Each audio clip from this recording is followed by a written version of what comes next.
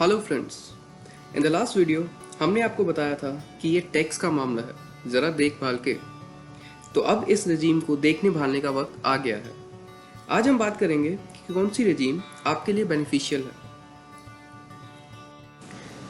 तो ये डिसाइड करने के लिए सबसे पहले आपको इन दोनों रजीम्स के डिफरेंसेस को समझना होगा। देन आपकी इनकम किस स्लैब में फॉल करती है ये पता लगाना होगा। इसके बाद you have to check whether any tax saving investments have been made or not. इन सब के बाद ही आप फाइनलाइज कर पाएंगे कि which regime is beneficial for you. सबसे पहले हम समझते हैं इनके differences. In the old regime the tax rates are comparatively higher and the compliances are more than in the new regime. Old regime में सिर्फ 4 इनकम स्लैब्स है, वहीं दूसरी तरफ there are 7 income slabs in the new regime. Second difference is क्योंकि हम old regime में investments की डिडक्शन क्लेम कर सकते हैं, इसलिए उससे रिलेटेड डॉक्यूमेंट्स मेंटेन करना मैंडेटरी है। But the same is not in the new regime. वहां no deduction is allowed, therefore no question of documentation. Next difference is in the old regime investments are to be done in the specified instruments only for the purpose of saving taxes. On the other side, although no deduction is allowed in the new regime, but the taxpayer can invest in any investment of his or her choice.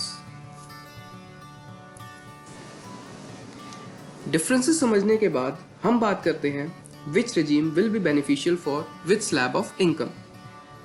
In the first case, हम मान के चल रहे हैं कि हमने पूरे साल में कुछ भी टैक्स सेविंग इन्वेस्टमेंट नहीं की, तो सबसे पहले 2.5 लाख तक की इनकम पर तो कोई टैक्स है ही नहीं दोनों रिजीम्स में। और अगर इनकम 5 लाख तक है तो भी कोई टैक्स नहीं लगेगा because of rebate under section 87A। अब हम बात करते हैं अगर इनकम 5 लाख से ज्यादा है तो किस स्कीम को चूज किया जाए। अगर इनकम 5 लाख से ज्यादा है और कोई भी टैक्स सेविंग इन्वेस्टमेंट नहीं की तो हमारे लिए न्यू रिजीम इज बेनिफिशियल। आप देख सकते हैं चार्ट में, ओल्ड रिजीम में अगर आपकी इनकम 6 लाख है तो उस पे टैक्स अमाउंट इज 32,500, और वही अगर न्यू रिजीम में आपकी इनकम 6 लाख है तो उस पे टैक्स बनता है 22,500। तो सीधा सीधा 10,000 का बेनिफिट मिल रहा है आपको नई रिजीम में।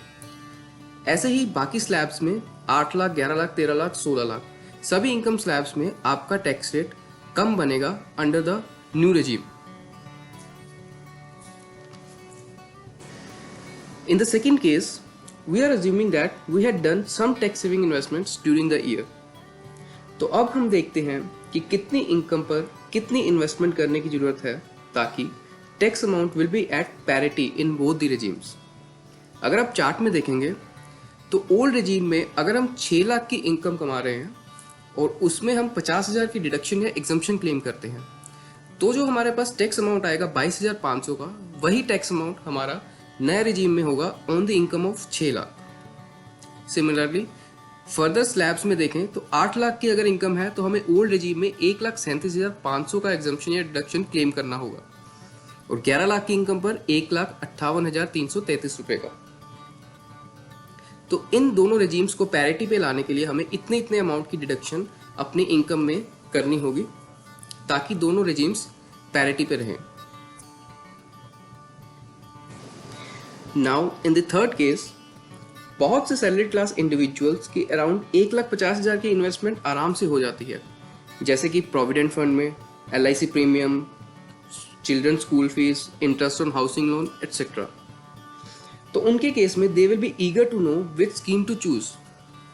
सो in this, if the income before claiming deduction और exemption of ₹1,50,000 is less than 8,50,000, अगर आपकी इनकम 8.5 लाख से कम है और आप 1.5 लाख तक की एग्जेम्पशन और डिडक्शन ले रहे हैं तो आपके लिए ओल्ड रिजीम बेनिफिशियल रहेगी।